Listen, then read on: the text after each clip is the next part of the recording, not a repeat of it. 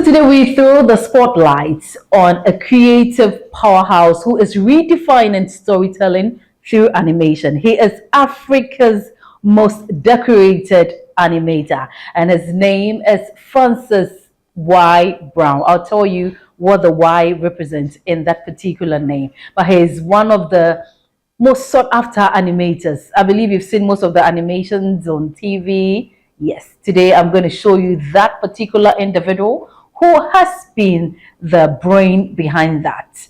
Francis is my guest today. Hi, Francis. Hello. Welcome to the spotlight. Thank you. Today we're throwing the spotlight on you. You know that. Yeah. Because you are a very, very VVIP person. Your name is it Yeshua or Yeshua? Okay, so it's both actually. Yeshua. It's because my dad is a Christian and my mom is a Muslim, so they wanted that balance. So they had to find a name that resonates with both of their backgrounds. What are you now? Are you a Muslim or you're a Christian? I ended up being none. At least find somewhere. I'm in the middle. You're in the middle. Yeah. But you still believe in God. I do believe in God. Yeah. Okay. But you neither go to the mosque or the church. Sometimes I go to the church more. I was brought up as a Muslim, but I converted to Christian. And all my school days I was in Catholic school. That's my family's belief system. They are Catholics. So I've been in the church and I still go to church once in a while. Once in a while? Yeah. That's not bad. How was growing up like? Did you ever know you were going to become an animator? I always knew that I'll be a great artist, but not an animator per se. Okay. Yeah, because I was naturally born an artist. Okay. I was born in Takrady, and we stayed in a place called Timbaba. So it was a compound house, and in that particular house, we had a lot of kids around my age, my peers. And I was the only one who seemed to be the artist among them. Okay. And I was creating art with basically anything and everything that comes my way. I can find pebbles and just paint on them different colors and just bring it together to create like a mosaic. Okay, that's nice. And no one taught me how to do that. I'll find a piece of wood and I'll use a pen knife to just carve motifs on it. I'll dig the earth. There was a bit of clay on the compound, and I'll create my own small bricks and be creating my own castle. True, you're a born artist. So, yeah. You know, I don't know the year that you were born, but let's say people from the 70s, 80s, and maybe partially the 90s. You get parents always wanting their children to become like doctors, lawyers.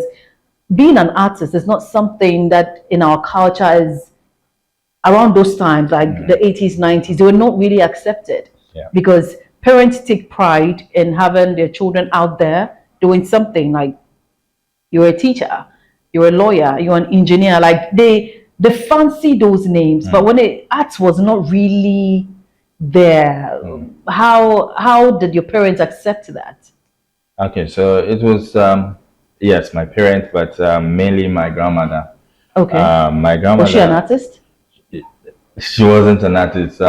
She was an accountant. Okay. A chartered accountant, and I would say that because I've grown to understand a lot and see certain things, I think she was a very inspired person. She was very enlightened. She did a bit of schooling in London. Okay. She stayed there. She did some work.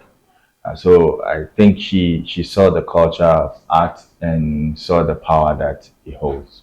So seeing her grandson exhibiting artistic abilities or skills, she found it to be something that she needed to push. Aside from that too, she was very intentional with the way she nurtured my art. Where she will be buying me drawing pencils, color pencils, watercolors, and all that to make art. And she encouraged me to make art each and every day, to the point where when she realized that I'm not making an artwork in a particular day, she automatically knows that there's something wrong with me. So she will bring me in and sit down and be making artworks with me. Like she would, She actually expressed interest yes, to grow yours. yes. Like she would pick up a pencil and a paper and tell me, "Oh, today I want to show you how to draw a duck." And she will draw a duck, but she has her own way of drawing the duck, like stick figures. Yeah. Like, she does it, and you see a duck, and she will encourage me to draw. And as we are drawing, she's a psychologist, I think. As we are drawing, what she does is she starts talking to me. She starts asking me questions, like, "Oh, why are you not drawing today?" She starts with that. Then I'll get into my feelings and I'll start talking. This is why I went to school and this happened. And so through this engagement, she was able to know me, my person, very much, and how best to, support me artistically and also emotionally. She actually understood your calling from the very beginning and guided you through it. So in terms of schooling, did she make you follow that trend, or you had to go through the mainstream like everybody's doing general arts, science, and was it like that with you? No, I think my path was very defined. It was, unfortunately, she passed when I was going to senior high school. Today, it's senior high school, yeah. SSS. SSS, yeah. But we made the decision together when I was writing my BC that I would be doing further and go further in visual arts. So when it happened, my results came in, and as the results was about to be released, she passed. So I went to secondary school with the foundation that she built in me. And I remember one of our conversations, I told her that at school, it seems like whenever we are talking about careers and I talk about art, I'm looked down on, and she tells me, no. Like what I said from the beginning, Yes. art was something that wasn't recognized and appreciated back in the days. Yes, yes. She told me that what you have doesn't make you a vagabond, but rather it is a very big gift that you have. Yeah. Secondary school, you completed. You went straight to NAFTI. No, I didn't go straight to. Take us to the journey. Yeah. So did you ever try drawing on canvases? I did everything. Oh, yeah. Oil paint or acrylic? I did all. I did all in the sense that I was a real definition of a creative. Wow. In its sense, because I was experimenting with everything. High school, I had a brand name called Studisem Clothing. Hey. Studisem meaning student asem, like, yeah. So I shortened it Studisem, and you find I went to St. John's School in secondary. It's a boys' school, and you find students from Cape Coast, Takrady, from all over different schools bringing their customized T-shirts for me to draw their faces in the T-shirt so that they can take it to some of their potés, the parties that they throw, and some freaky fanfares that they throw, all that. But at the same time too, I was doing ceramics. Okay. So I knew how to play with clay. Okay. I was throwing on the wheel. I was using slabs of clay to create containers and all sorts of artworks. I was doing picture making as well. You were doing almost everything. Yes. Let us jump from this one and get into your typical day of animation. What goes into it? Because I love to watch cartoons, and there are days I'm amazed at how you get the characters jumping, like the lip syncing is on point, the hair, like the way the wind is blowing the hair, like it's so on point. Take me through a typical day in your studio. Yeah, so animation in itself is world building. it's something that is not nowadays. People try to make it all by themselves, and AI is also trying to push that idea that animation can be produced by one person, but it's different departments that come together to make it happen. Oh, We okay. have the pre-production, the production, and the post-production department. And during the pre-production stage, we have our copywriters, those writers who create the beautiful ideas on paper. And once the idea is created on paper, we have the concept art department where you find those who sketch the backgrounds, the storyboard, the characters, the look and feel of the background and the characters, what they will be wearing, costumes. So we have the costume department, that's the fashion designers. Okay. Then once we are done with the concept, it goes into production stage where we create the models. Okay. If it's 3D, we create the models. Okay. If it's 2D, we just sketch the characters and polish it up, have it all character sheets. And then in animation, we have 2D and 3D techniques. So Okay. it depends on the ones that you want to produce. And over here, we produce both. Okay. We are very versatile in that way. So by so doing, you have different people seated doing different stuff. You have those creating just the hair, grooming, Oh, okay. creating There's a the lot. assets on the character, what There's a you're lot. wearing, your watch, Yeah. your phone.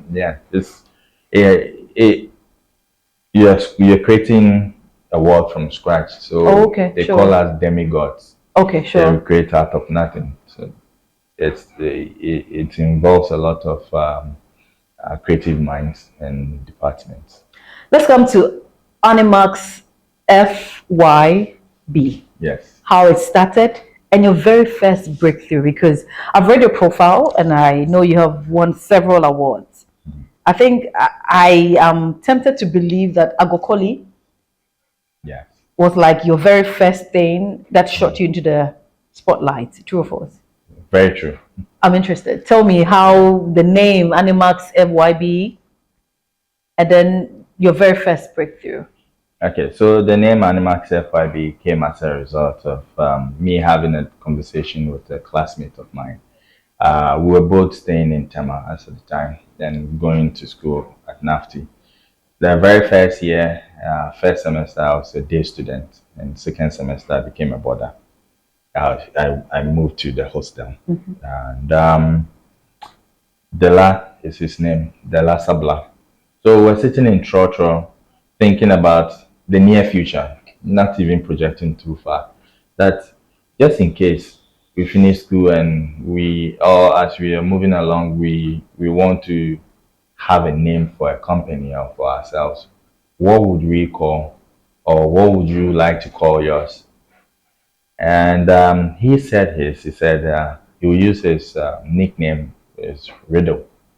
His nickname is Riddle. He likes riddles. So he said to be Riddlemation. Okay, sounds good. And when he asked me of mine, I said, I don't know, honestly speaking. I don't have anything in mind yet. So we moved the conversation forward. And before we alighted at 37, it just clicked in my head. It came to me intuitionally that your name will be Animation to the Maximum. That's nice. Yes. And Animation to the Maximum doesn't sound like a company name. Yeah. So I added my creativity to it and shortened it to Animax, Animation to the Maximum. But then when the time came for me to make it, so it became my nickname at school. Okay. That everyone should call me Animax. Animax. Okay. Yes. And when it got to the time where I was about to make it official, register the company, I realized that the name Animax has been taken by an Asian broadcasting channel. So what do? I started thinking about it. Then I started thinking about other names that might fit for a company name. Then it clicked that Walt Disney has his whole name as Walt Disney Company, Walt Disney Studios. So why not my own name, Francis Y. Brown? But it also felt too much like an individualistic thing. So I shortened my initials, my acronym, and made it FYB. So Animax FYB. FYB. I'm interested in the story, Agokoli. Yeah. How So Agokoli started, because you did other stories, but Agokoli seemed to be the one that pushed you out. yeah. Tell me the story behind Agokoli. So before Agokoli, I'd only produced two short animations. Okay. My very, very first animation was The Beggar. I'm laughing because anytime I watch The Beggar, it makes me realize how passionate I was about animation. Not really thinking about how to produce it, but the story I want to tell. Okay. So after Beggar, which that's what actually boosted my confidence the first time. After producing it, in fact, I rendered out. If I say rendering, those who don't understand, it means that I the output for you to be able to watch the video. I It's always a production term. I finished that process literally in a school bus going for a screening program. Oh, okay. There was a short film convention that was introduced by John Akomfra, one Okay. of Ghana's top filmmakers based in the UK. He came to organize a 3-day film workshop, which was like a film festival.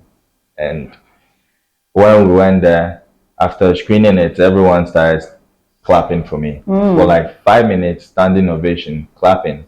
And that was my very first animation. So it got me ticked. That You knew really, you were doing something. yes. So I used that energy, that momentum to push myself to produce the second one, which is Agrada. I went to Amsterdam. Is it Agrada that we all know?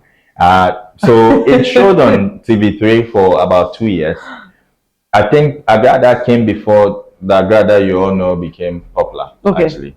And I think it is from your animation, the name that Became has also popular. made her popular, because Yes. the name was resonating, like everybody, hey, Agrada, and now she Yes. picks up the name Yes. Agrada. So Yes, I would believe that because my film came before she came into spotlight. yes, And my film was one of the animations that Ghanaians loved in the year 2012, 2013.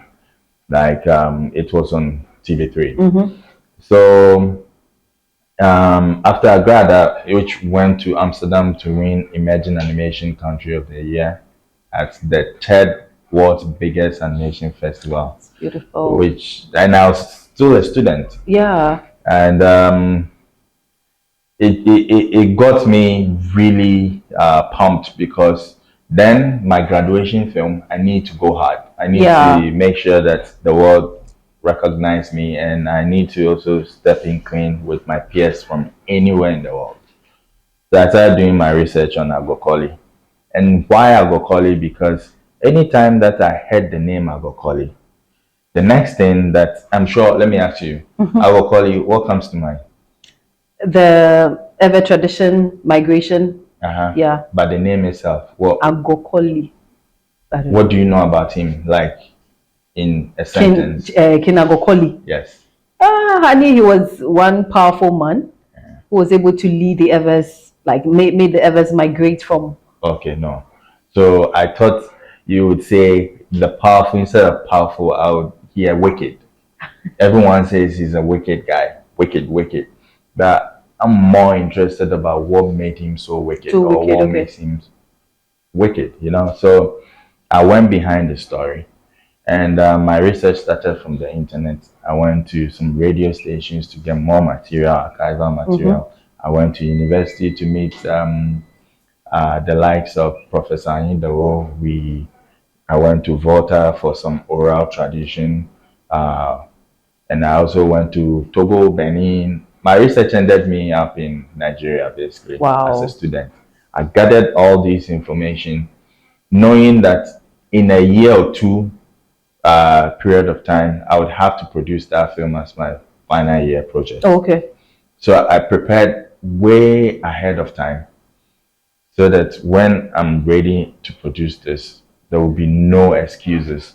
And when I pitched the story to my faculty as at the time, they said, you can't produce this film. In reality, the history, the book that is in existence, like the solid book that tells this story, is about 20,000 pages. So how are you going to condense that into 10 minutes? I said, I've already thought about it and I have a way I'll do it. My head of the department was like, no, no, no. I had to go to the dean of studies to make my case that I'm going to produce it. She said, even if you go to Disney and come back with Disney workers, you can't, given the period of time to produce. So I went ahead to produce it anyway, because that was one of my attributes as a person. I'm very headstrong when I want to do something, and I feel very passionate about it. I go ahead to do it. So I did it, and it became the first student production from West Africa that got shortlisted in student Oscars. It won Best Animation Film in Africa, even as a student film. It went to over 70 festivals around the world, winning over 50 awards worldwide. So that got people really talking, and I started going into the mainstream events. I was traveling around the world. Someone who hadn't really traveled like that before. Now your works are actually speaking for you. Yes. AnimaxFYB has won several awards and been recognized in very high and mighty places. These recognitions, what do they mean to you? Just to wrap it all up. These recognitions, it only tells me that I'm on the right path, and that animation is truly my purpose, and that my grandmother was planted in my life to sow that seed. Guide you, yes. It's I want to believe that it was ordained for her to be there at that particular moment, because if you had ended somewhere else, I'm not sure you would have been here today. And wherever she is, I believe she might be smiling. And she's smiling. What's the future? The future is huge. The future is bright, because AnimaxFYB Studios being the first Ghana's first full running animation studio. After 11 years, I'm seeing a lot of budding satellites of studios coming up, doing fantastic artworks and animations, which were also going into spaces, going places. For the fact that even in West Africa alone, Ghana is the leading country that has gotten selection at the world's toppest animation festival, that's ANSI. Ghana has been there like 4 times already with official selections, and no one in West Africa has. Even now, I can say in Africa, Ghana might be either the first or second country with that amount of selections, which shows that the talent is here, and it's about time that the right people start looking at the industry. I think you have to start a school, a college, university, build a big one, and let the young ones coming up, well, immediately they recognize their talents. You just push them to you. Yeah, I mean, training has always been a part of what we do, and not to cut you short, we do have a training facility. That's nice. Yes, inside this space, we have a 21 capacitor. Okay. And it sounds very small, but to trigger your curiosity, if you go around, you realize that it is the biggest animation training facility in the west of Africa. That's beautiful. The film school in Ghana, which I went to, only graduates 5 students every 4 years. So if you have 21 well-equipped space, then you know that you're building the next generations of talent in animation. I'm so proud of you. Thank you. I like the way you've carved a niche for yourself. Like, you're doing great things. That is why I say he's one of the most sought after animators here in Africa. Ghana is too small. I think very soon you'll be like the most sought after in the world, because your works are beautiful. Your works have been recognized. And I'm hoping that maybe in 2 or 3 years to come, it wouldn't just be 21, but it will be more than that. that's a dream. Yes, because I believe most some Ghanaians, or let's say, and this current generation, we call them the Gen Z. The next one is the Alpha. It looks like they are they are interested in those things because Yeah. now even in our cartoons, those are the things coming up. And I'm hoping and believing that maybe in a year or two, it wouldn't be 21, but it'll be 100 Yeah, or even more, maybe. or even more. Thank you very much, Francis. Thank you for having me. It's an honor to sit beside you for this interview. Thank you. And that's been the Spotlight here on Ghana Spotlight with me, Patricia Roxanne Hammond. Until same time next week, please stay glued to Ghana Spotlight, for we're going to throw the spotlight on another important personality. Until then, stay blessed.